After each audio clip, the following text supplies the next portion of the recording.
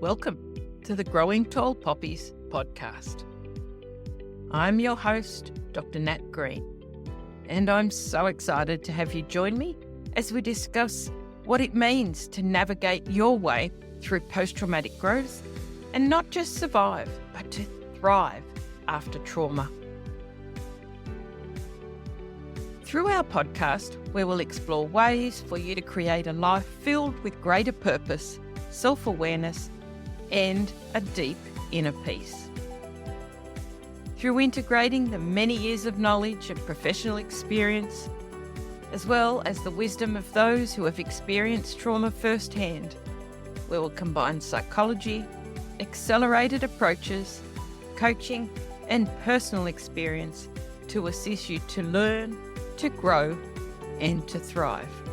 I hope to empower you to create deeper awareness and understanding and stronger connections with yourself and with others, whilst also paving the way for those who have experienced trauma and adversity to reduce their suffering and become the very best versions of themselves in order to thrive. Thank you so much for joining me on today's episode. Hi, welcome back to Growing Tall Poppies. I'm super excited today to bring you our next guest on the Growing Tall Poppies podcast. It's my absolute pleasure and privilege to welcome a wonderful lady and colleague, Tania Kalkidis, to chat with us today. She is so very generously offered to share her experiences and her many powerful words of wisdom to give us both a personal and professional perspective, and I feel so grateful, honoured and blessed to be able to do this with you today. So welcome, Tania. Thanks so much, Nat. I feel very honoured and blessed to be here with you. Thank you. So, Tania, can we start with you giving us, in your beautiful words, an introduction of who you are and what you do in the world? Sure. Thanks, Nat. So I work and have worked as a clinical psychologist and psychotherapist for about 32 years now.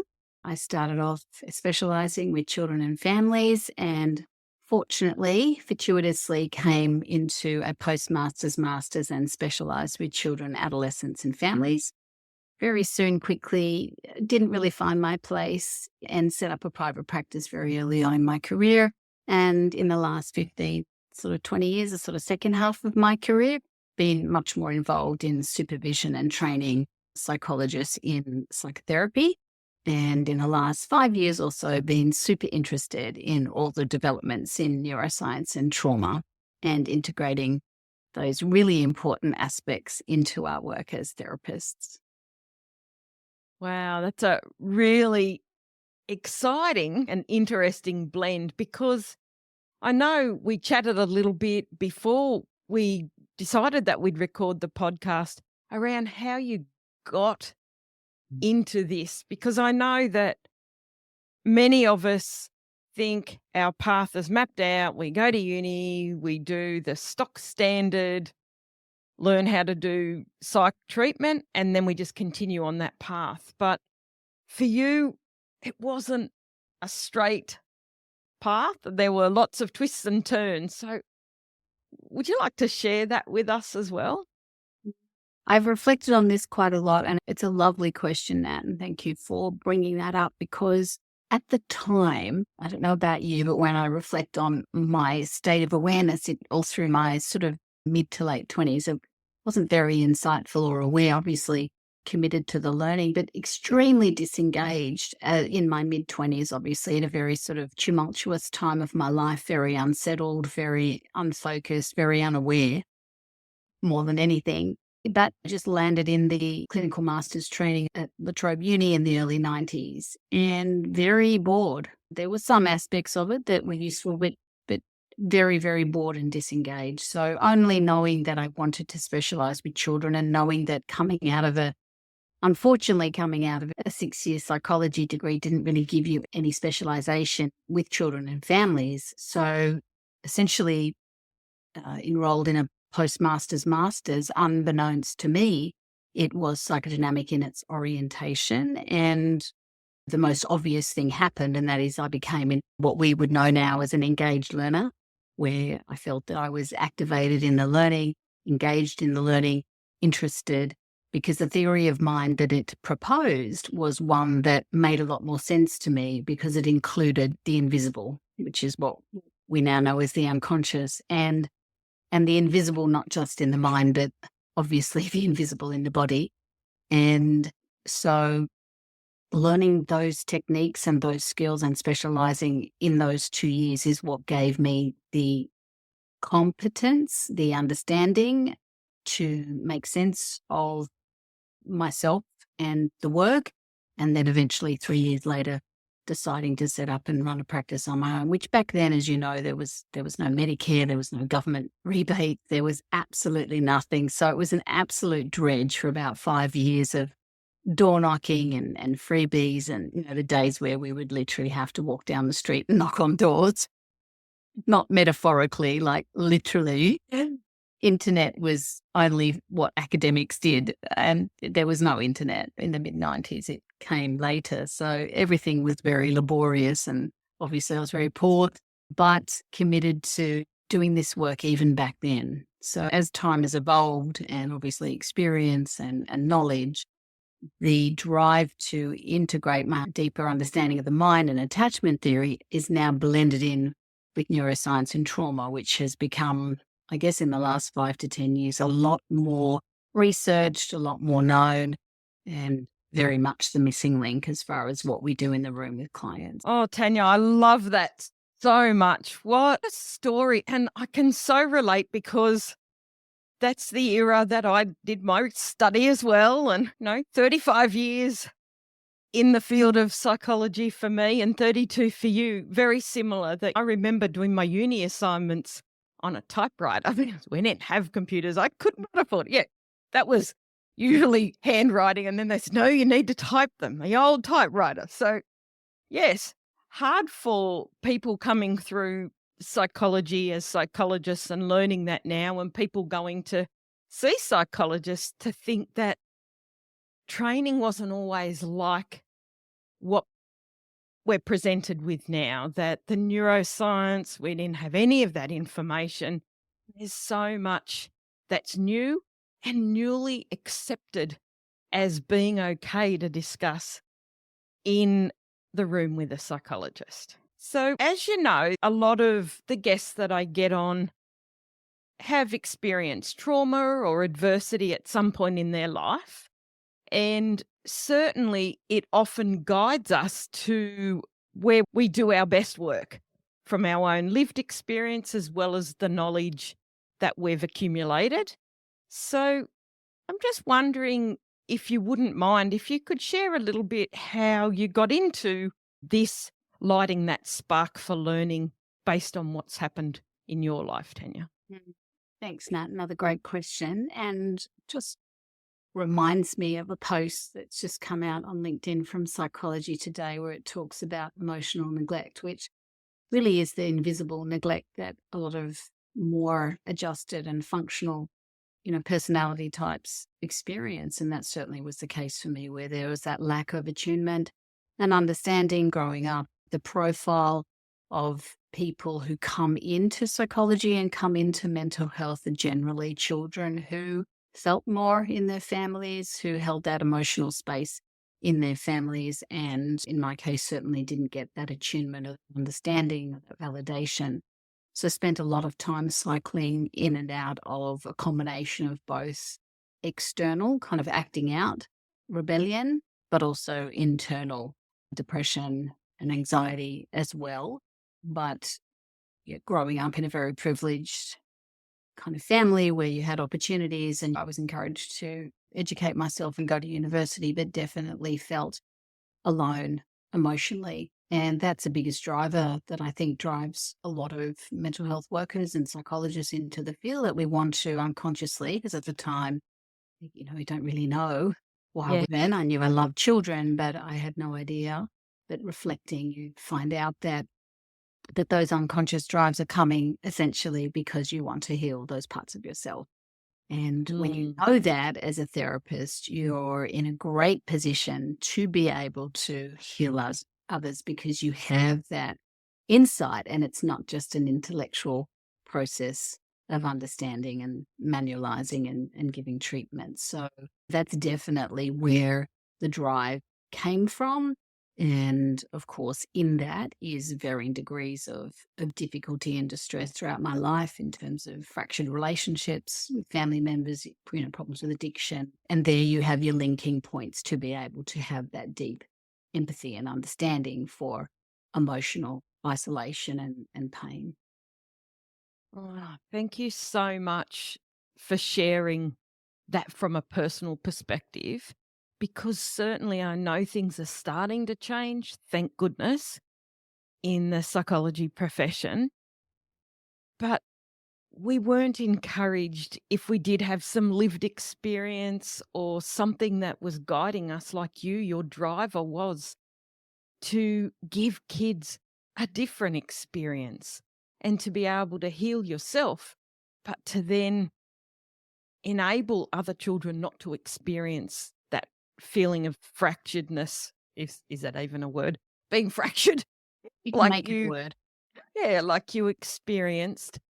And I know that things have changed, but that is something that you are so passionate about from a psych perspective, that we are able to do that appropriately in our rooms. So would you like to expand on that? Because I know that's your area of expertise and your big point of difference.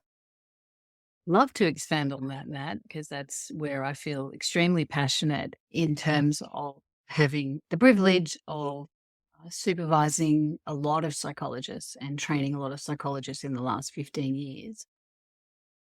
Is that the biggest missing piece of the puzzle is their own internal awareness and insight. And so it's very, very difficult to be able to have a interpersonal connection and a relational connection with your client where you are trying to understand them at a deep level when you don't have that awareness yourself, simply because you will get triggered. You will get triggered all the time with the resistance, with the blockages, with the conscious intent to want to change patterns, but the inability to. And as we know now, because of all the way in which trauma is stuck in the body and the way in which it's not known consciously, it stays stuck at levels that are not consciously aware to the individual.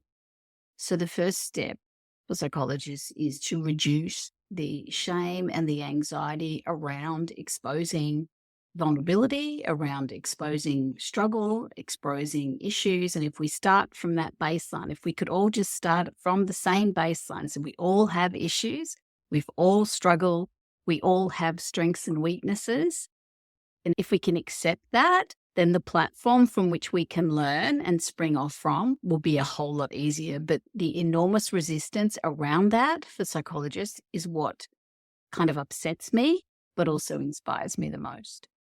Oh, I completely 1000% agree with you, because we are just taught, don't be vulnerable, don't go into that space, have your guard up. And we know, you and I in particular, with the work that we've done and the difference you're making in the profession now, that being authentic and being able to appropriately connect with the other person in our room, that's what makes a difference and helps people heal and start to change the way they respond and react in the world.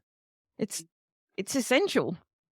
It's essential. And what's interesting about obviously the work you do as well, with trauma, is that we know that those stuck points and those blockages in the therapists, in the psychologists, in the mental health workers are coming from exactly those places.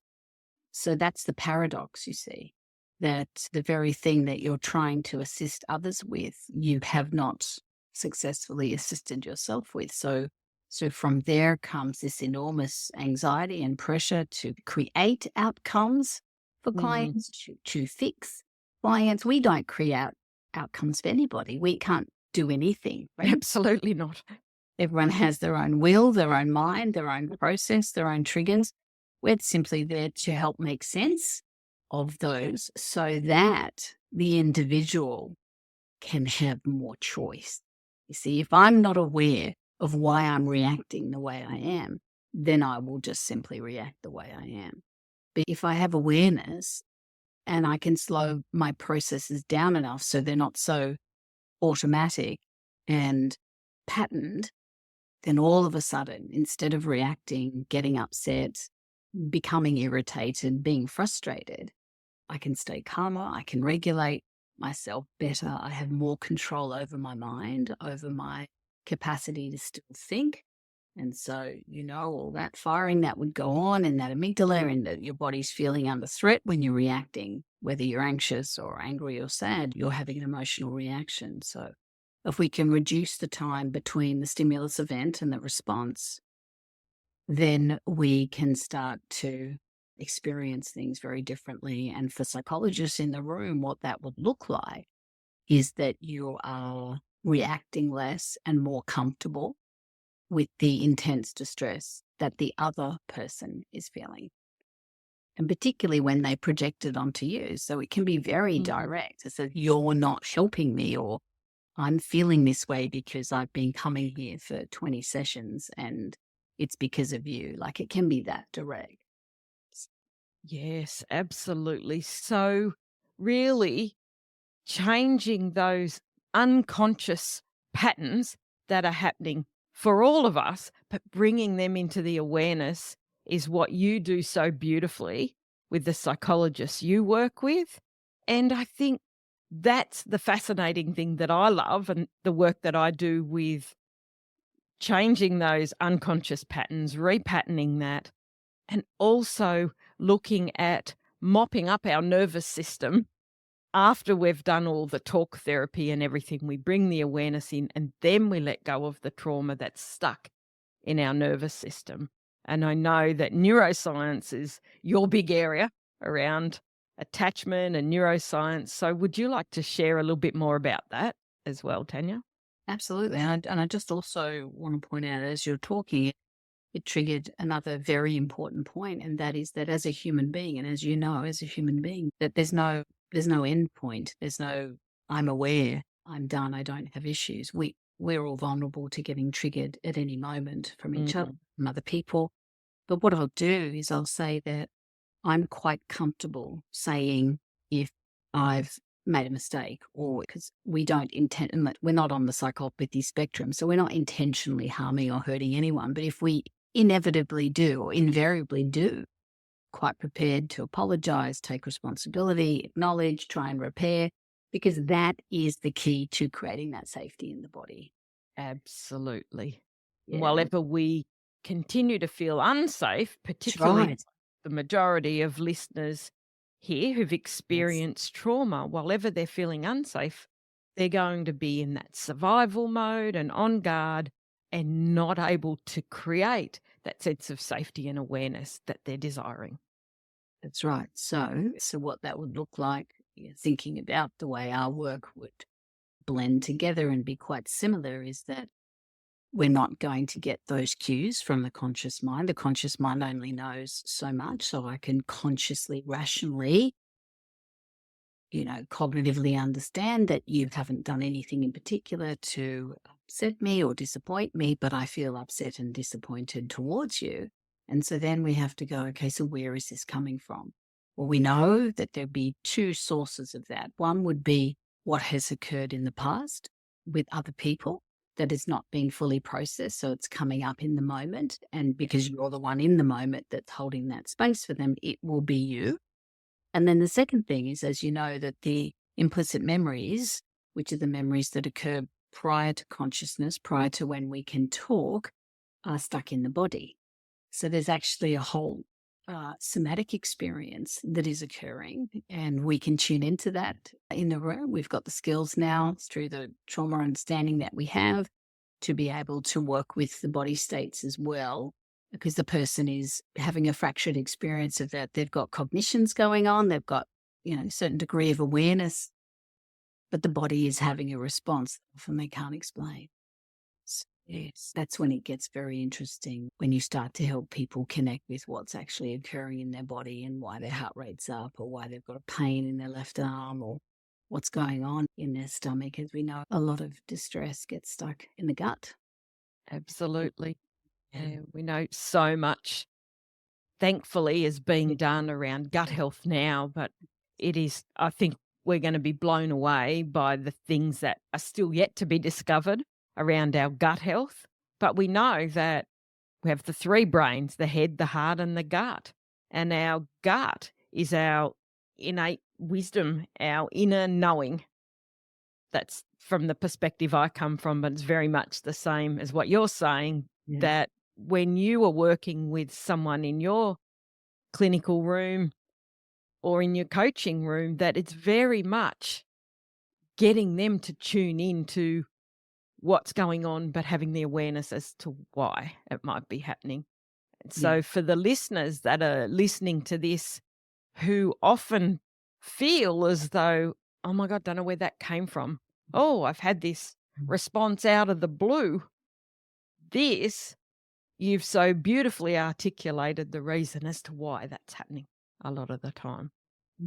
And just to share a little bit more, that I find it really interesting to think about where the vulnerability sits in the body, say between the head, the heart, and the gut. So for me, it's more in the heart space. It's where I feel it more. It goes there quicker. There's more of a weakness there over time through different, what life does to you, that it's felt in the heart. And doesn't mean the gut doesn't register it, but it's very interesting to think about your own particular places in your body that you're more attuned to than others, or where you notice it shows up more for you than others, which parts of your body and what you can start to notice, because that can give you lots of clues as well in terms of learning how to pay attention and slow things down and start to make better decisions for yourself, particularly around your boundaries. A lot of it comes down to boundaries.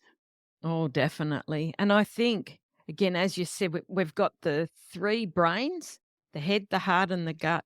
And if you're sitting here listening to this now and you think, oh, I don't really get that gut response that Nat's talking about, or I often don't feel things like Tania's saying, then that's exactly why that we know that when someone experiences trauma or has had a life full of trauma, the reality is that usually one of those brains shuts down as a protective mechanism. So if you're listening and you're thinking, oh, I don't think before this stuff happens, I'm not aware of any thoughts that go on, it's probably because you've learned how to protect yourself and shut that down. So working with a therapist, a coach, whoever it is that you choose to work with, they're the things that are going to be really, really important to work on, connecting the three brains and acknowledging where some of that is difficult for you, but knowing that there is a way to reconnect it. It's not like you've lost it, there's no connection, and that's it. That's another really good point, isn't it? That things can reconnect. They can.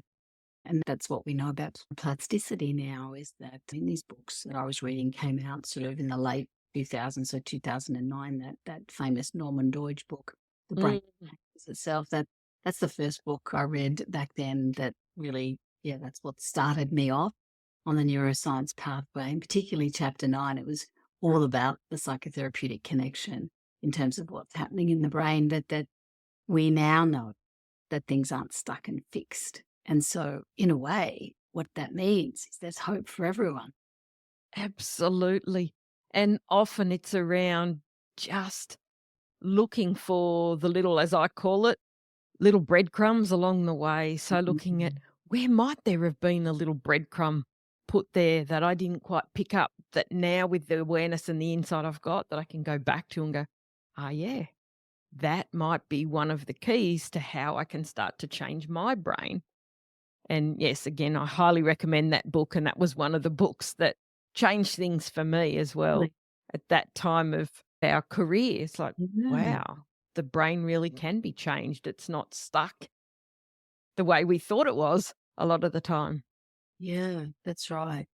So when the wiring occurs in those first 2 years and that right brain gets all wired in from a social and relational point of view, That's why it feels so hard, because one of those classic lines, and I'm sure you've heard this a lot, is, "This is just who I am."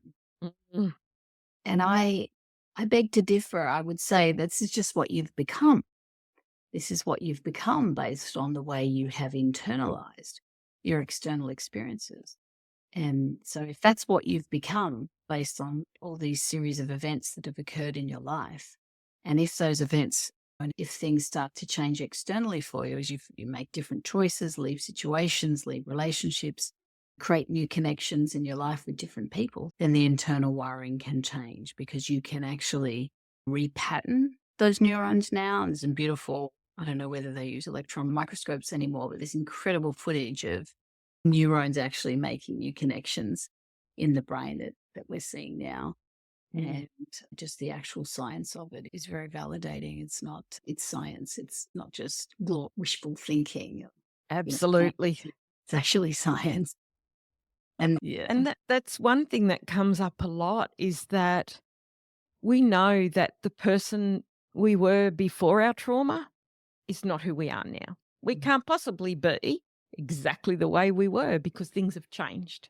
Our interpretation of things have created change within us. However, that's not a bad thing.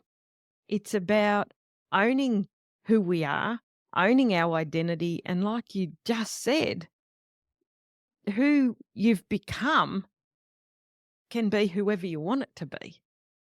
We get to rewrite our story and step into who we want to be, rather than accept, oh, that's just me because of what's happened to me.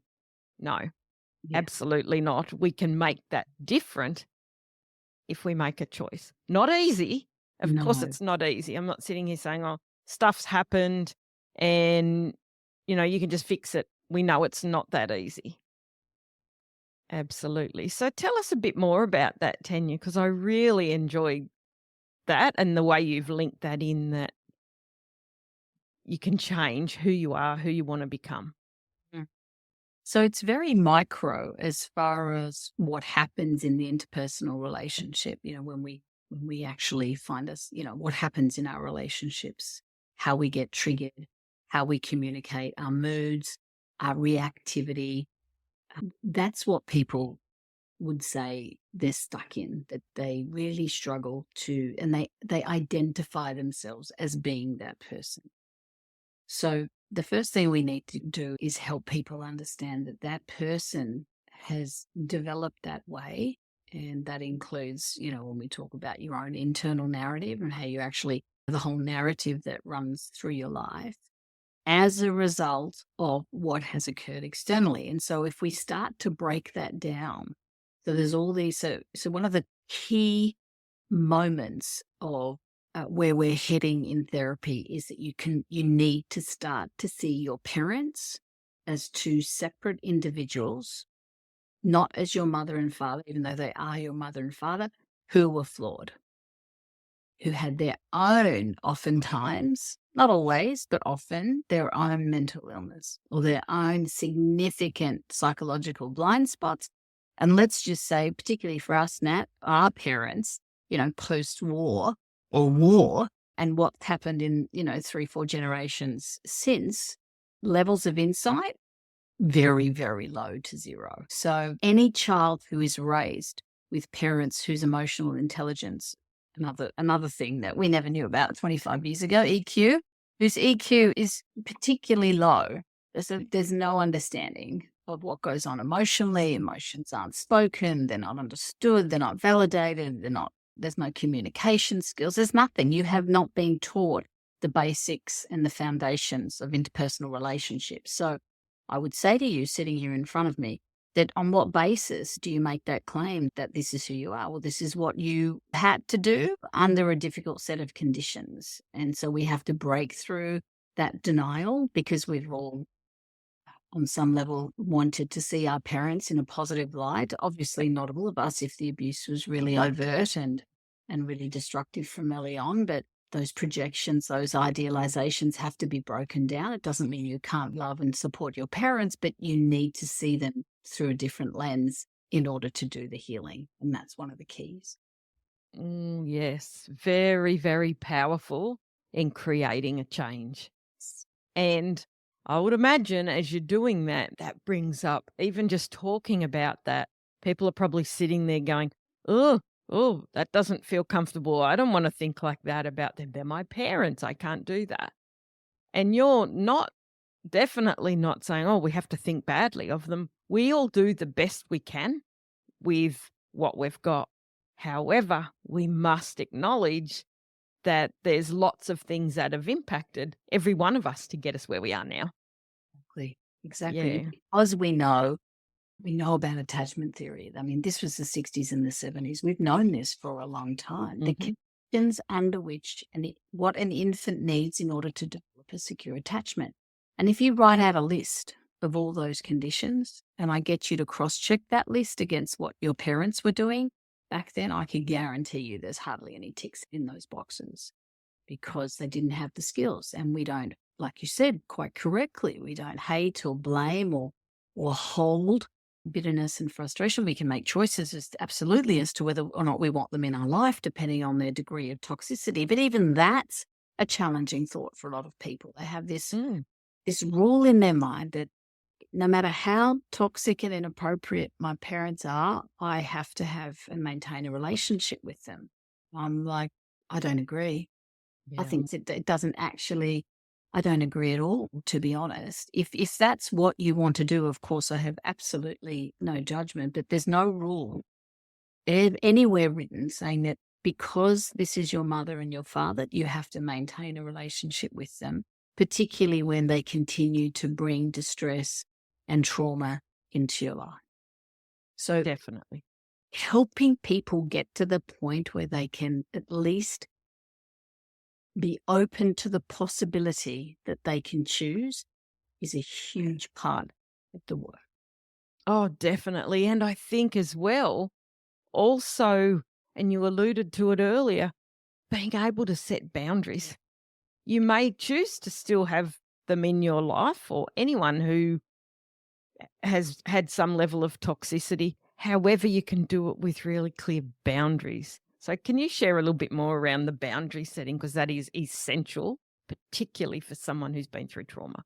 Yes. And the most amazing part of talking about boundaries is how much that comes up as therapists. Right? Absolutely. Okay, so this is where it all becomes super interesting and where it all becomes super difficult for psychologists who haven't done the work on themselves. They will find it very, very hard to set appropriate boundaries in the room, whether that be finishing on time, but those external boundaries, but boundaries around what comes into you emotionally and how you manage all those demands and needs of the client. So having those boundaries requires that you have what we call a strong sense of self. Now, a strong sense of self can only be developed in a child when they've had a secure attachment. So you can see, if you just do the math there, that is not what people have, because less than 5% of the population experience a secure attachment when they're growing up, which is just an alarming statistic. When you think that's frightening. Is it really less than 5%? Less than 5%, yeah. Wow.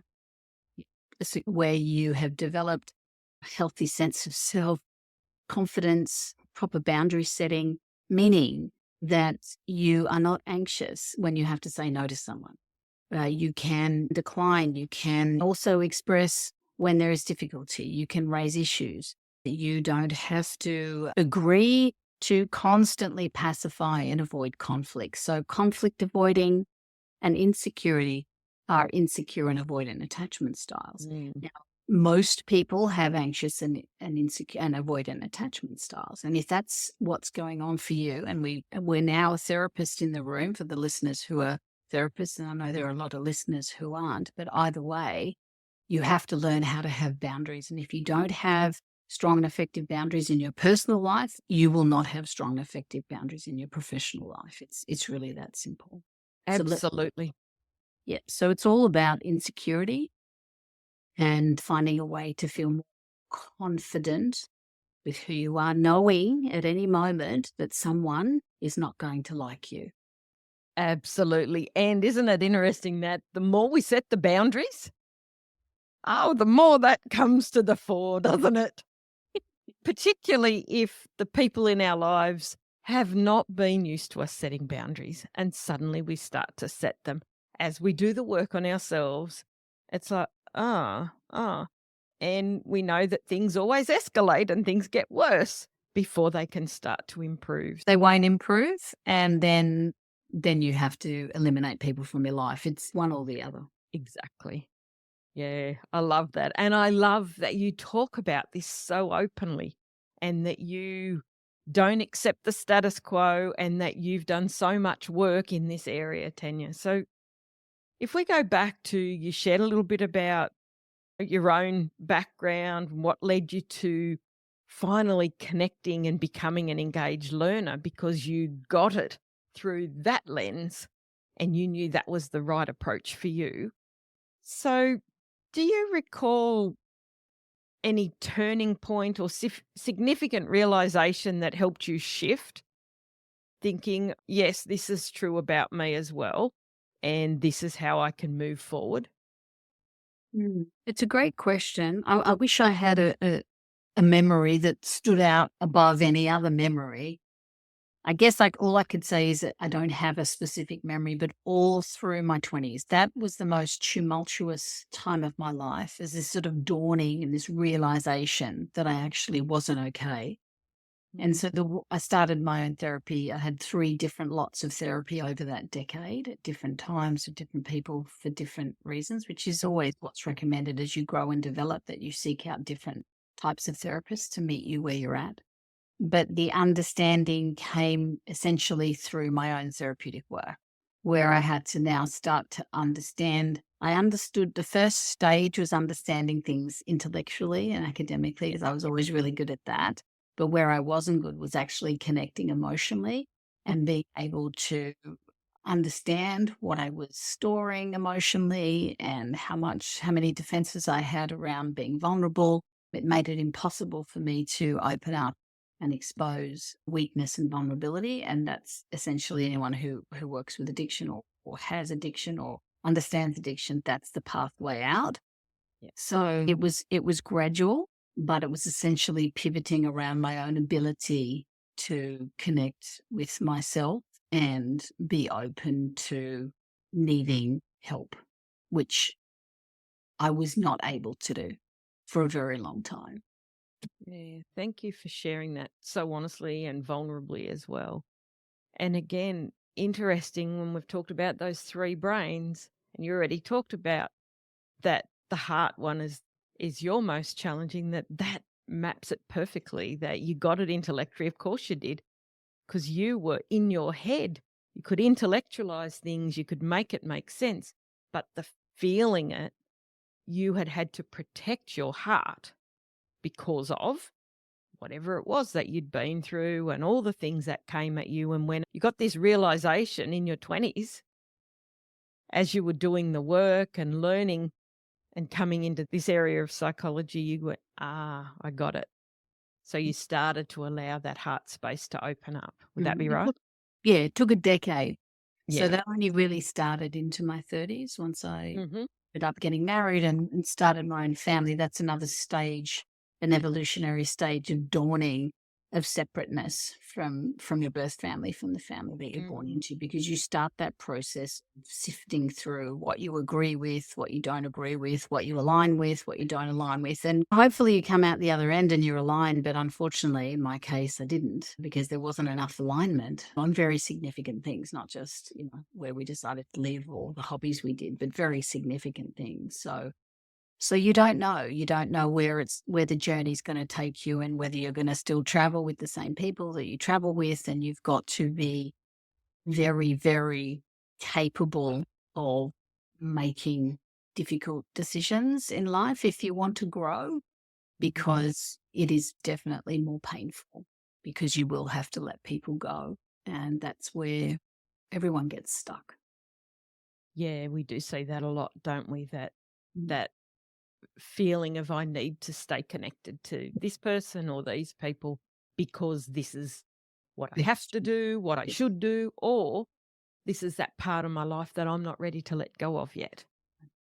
That's right. Yeah. So, and that's why I've come more than ever in my life. And obviously, as we're getting older, we get more A little We're more. wiser. Yeah, hopefully, fingers and toes crossed. We'll tell ourselves. We do, but for me, it's less judgment. You see, it's moving from a space of extreme judgment and arrogance into a space of no judgment. I understand that it's painful and that people are choosing whatever they're choosing, and you have to let them choose. And you mitigate against whether that's having an impact on you or not. But if it's not having an impact on you, then the judgment is futile, unnecessary, and quite harmful. So that's what I've learned to do more and more and more is not judge what anyone chooses, wherever they're at, whoever they want to have in their life.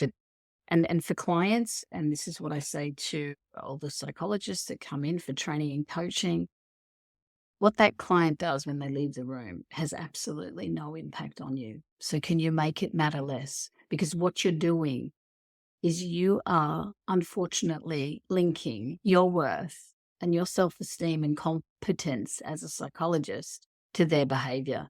And that is a really faulty link to make. Oh, I love that so much. So true. And not even just as a psychologist, I think many different professions, we link the outcome of what that person chooses to do or how they choose to respond to whatever has been offered in their room to our own success. And when you put it like that, it's ridiculous, isn't it? It's like, really? What gives me the right to take responsibility for that? It's like, no, good or bad. It's just as dangerous to link the good, because then you're at risk of pumping up your ego and becoming prideful. And so there's danger both ways. So, we want to find that beautiful middle space where I'm showing up, I'm present, I'm giving, I'm connected. And then our conversation ends and you go your way and I go my way. And it's all about letting go. But for the novice psychologist coming in who's been, I'm going to say brainwashed, it might be a bit strong, but I guess educated to be pitting their success, to be linking their success to client outcomes. That's what's been driven into your brain. So your brain cannot think in any other way. So if that client doesn't have very good outcomes, then you're going to feel incompetent and worthless and highly anxious as a psychologist until 5-10 years pass, and then you're going to burn out. Bad, isn't it, really? And unfortunately, you and I know we've talked about this already and we could talk forever around this, but the landscape of psychology and the profession is not without its, let's say, its systemic issues and faults. That was nice, wasn't it? It was extremely diplomatic and very professional. I couldn't agree more. So systemically, I fundamentally disagree with the notion that your competency is determined by clients coming into your room and changing. And I guess from a relational point of view, when you think about trauma, then that is connected there as well, because if this person abandons me and rejects me, then, and so I tolerate negative behavior, I tolerate neglect, I tolerate abuse, I tolerate whatever I tolerate because I'm so broken and damaged that I don't feel that I have any worth to expect anything different.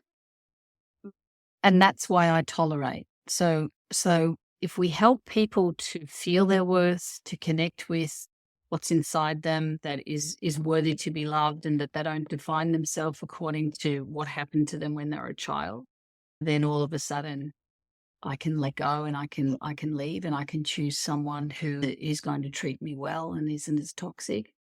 And I can feel confident in the room because my worth isn't dependent on your behavior. Yes. Well said. I love it. And there's many psychologists and therapists and health professionals that listen to this podcast, and I think they're going to get huge value out of the comments you've just made. There's lots of allied health professionals that are in our community, and I know that is the same across their professions as well. So I think they're really, really important things that we need to know and learn from. Just thinking, Tanya, do you think there's any specific qualities or personal attributes that you see as being key for someone to move through trauma and into post-traumatic growth? Great question. And I do think there are some key qualities. One of them would be this idea that it's possible. So what quality does that connect to? Connects to the idea that you're worth it, that you have a belief in yourself and your worth to the extent that you're going to continue to struggle, that it's possible. And so once you shift into a space inside you where you feel that you're worth it, then doors will open because you're blocking your own ability to be able to get what you need to heal because you don't feel worth it. So it's a bit of a catch-22. Yeah, it is, isn't it? Yeah. So the first step is to decide that you were not born with low self-esteem. Absolutely. Okay. So babies are open. They don't carry with them complications. They're pure. They're not prideful. They're honest, and they're completely genuine. They can't pretend to be okay when they're not okay. They cannot stop themselves from crying. And so you learn over time to stop yourself from crying, to pretend you're okay when you're not okay. So find someone that you feel safe enough with to share how not okay you are. That would be the first step. Whether that's a professional that you pay or not, it doesn't really matter.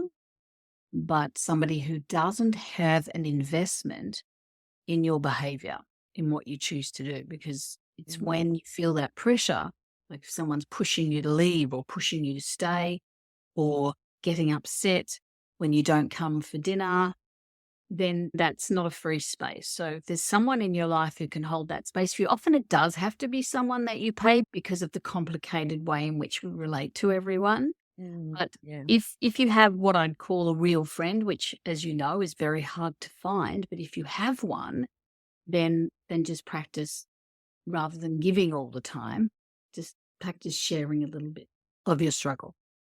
Yeah, what a really great quality and attribute to mention. Is there any others, or could you share one thing with our listeners that would help them as they navigate moving from trauma through to post-traumatic growth? So the other thing is that to really identify yourself as being somebody who has the ability to become the person that you want to be. So what you could do, and what it involves a lot of the time, is being able to imagine. You see, if you can't think, if, for example, you're addicted to nicotine, and obviously I work a lot with addiction, it's one of my specialties. We tend to specialize in things that we've gone through and we're familiar with.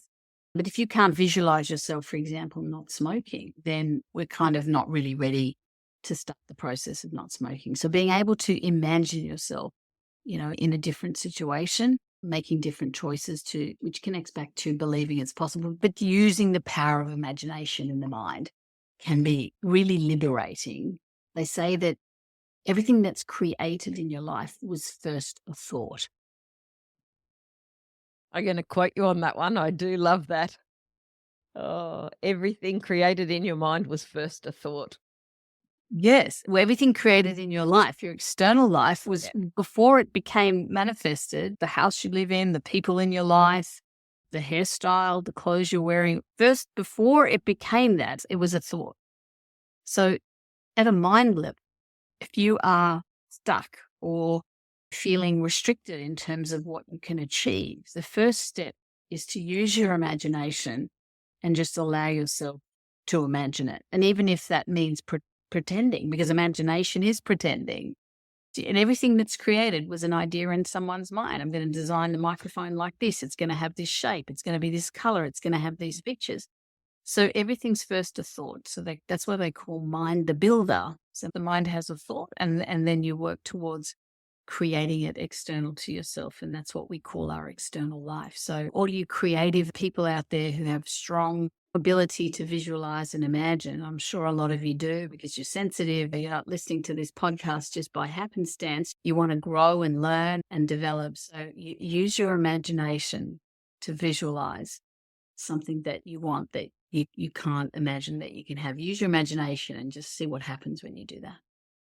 Oh, I love that. That is so powerful. And how many times with the people we see and with ourselves as we've grown and developed, how many times as adults have we lost the capacity to imagine, to dream? It's been quashed because of other people's Yes. thoughts, beliefs, Yes. experiences Yes. that we've taken on board, and we've Absolutely. shut down that part of us. That's sure. Powerful and super important for us to heal and move forward and be able to continue to grow because, like you said, it's never finished. No, sadly, no. And We're always learning. I know, it's so annoying. Right. There's the little breaks, I call life just being kind to you for a moment. Nothing calamitous is occurring. You've got to break, you've got to pause, you've got to breather.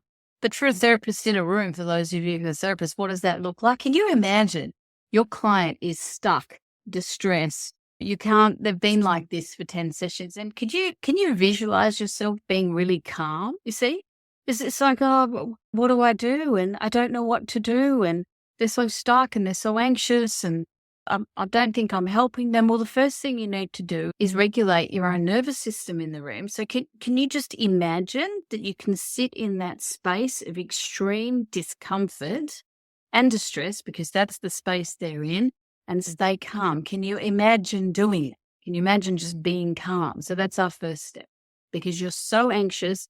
You're so driven, you're so hyper aroused, you feel you've got to do all these things that you can't do because they won't let you. So now you're going to have to calm down.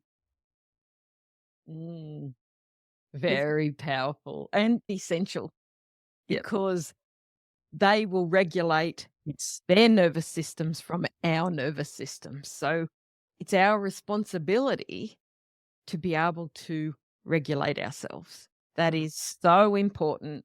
And one of the things that I believe is one of the key areas missing in stock standard trauma treatment is that we're not often acknowledging, more so in the last 5 to 10 years, definitely, but acknowledging things that are stuck in our nervous system and that we need to work out ways to process things fully and move it on.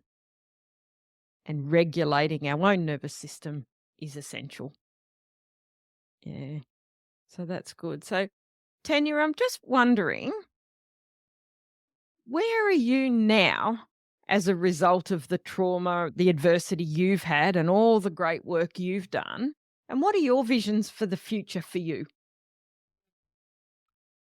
I love all your questions. They're so well thought through.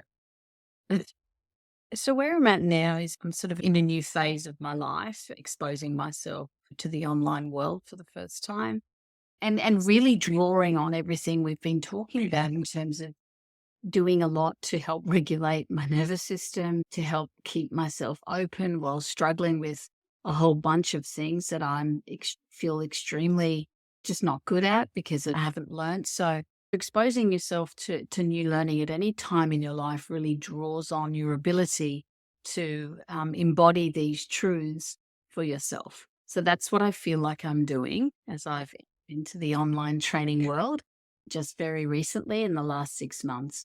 And so getting a lot better at tolerating discomfort and skill building around tech and social media and all the things that I had completely avoided up until now, but wanting to reach more psychologists and help them more to experience more competency and confidence in the room, but obviously also less burnout. So just commit to wanting to train and coach and to help more people so that the outcomes that they get in the room with their clients and all the other listeners that really wanting to learn and grow and heal themselves from their trauma, that will be a beautiful kind of circle of life way to have the impact.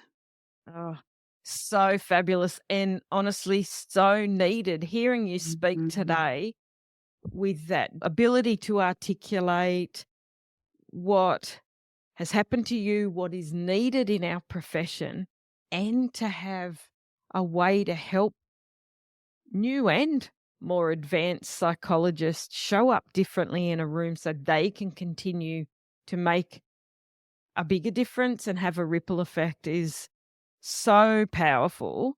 And I know that you've taken this huge leap of faith and stepped into the online space. I know you've got some courses coming up. Your first one's coming up really soon. So tell our listeners about the course that you're running, because I think that will be very valuable for many of them who are interested. Mm.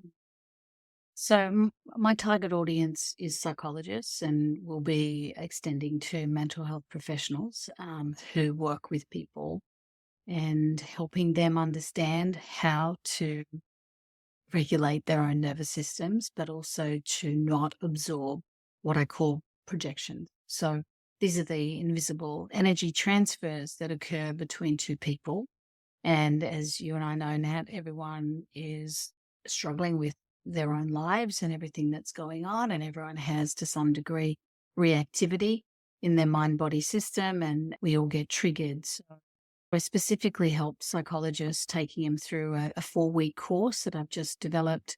So it's a small amount of time, but jam-packed with very doable and achievable steps that you can learn to reduce your own emotional burnout, your own lack of confidence or lack of clarity in the room with how to navigate the complexity of human relationships, and teaching psychodynamic theory in a way that's quite digestible, because it's a very complex topic that often takes years and years of study. So condensing that, as well as attachment and neuroscience, to help people start to position themselves to do that work, but also to learn how to regulate and reduce that pressure to fix, which is what ends up taking energy away too soon in many people's careers. And we know that mental health in general, particularly in Australia, is really suffering.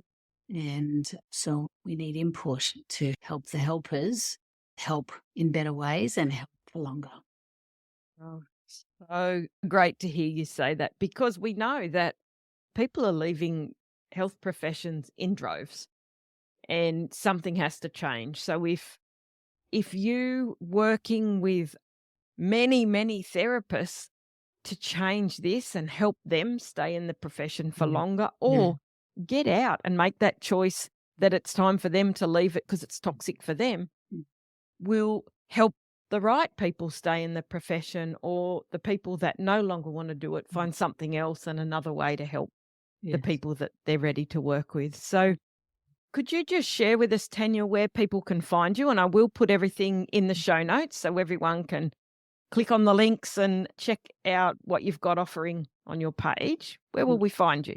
Thank you very much. So I run the Deep Mind Psychodynamic Training.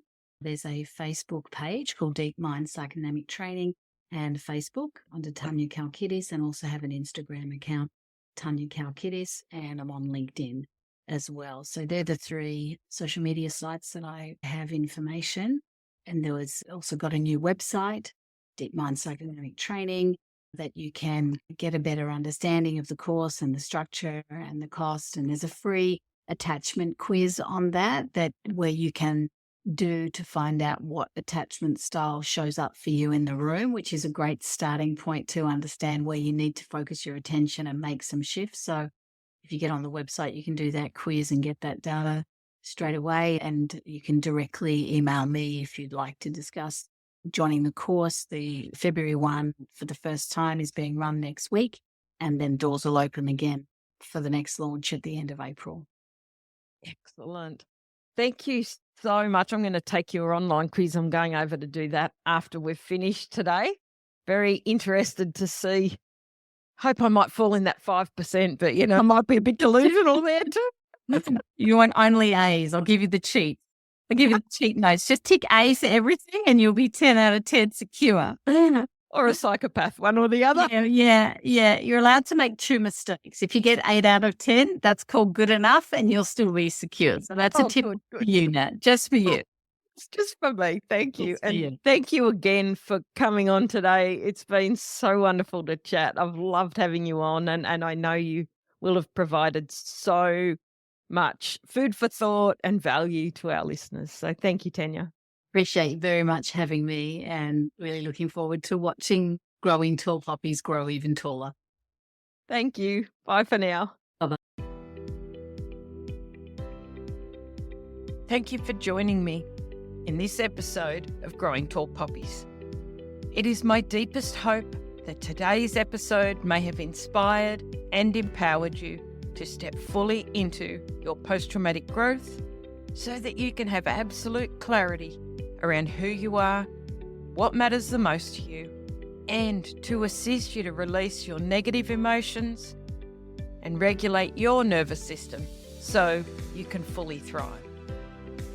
New episodes are published every Tuesday, and I hope you'll continue to join us as we explore both the strategies and the personal qualities required to fully live a life of post-traumatic growth and to thrive. So if it feels aligned to you and really resonates, then I invite you to hit subscribe, and it would mean the world to us if you could share this episode with others who you feel may benefit too. You may also find me on Instagram at Growing Tall Poppies and Facebook, Dr. Natalie Green. Remember, every moment is an opportunity to look for the lessons and to learn and increase your ability to live the life you desire and deserve. So for now, stay connected, stay inspired, stand tall like the tall poppy you are, and keep shining your light brightly in the world. Bye for now.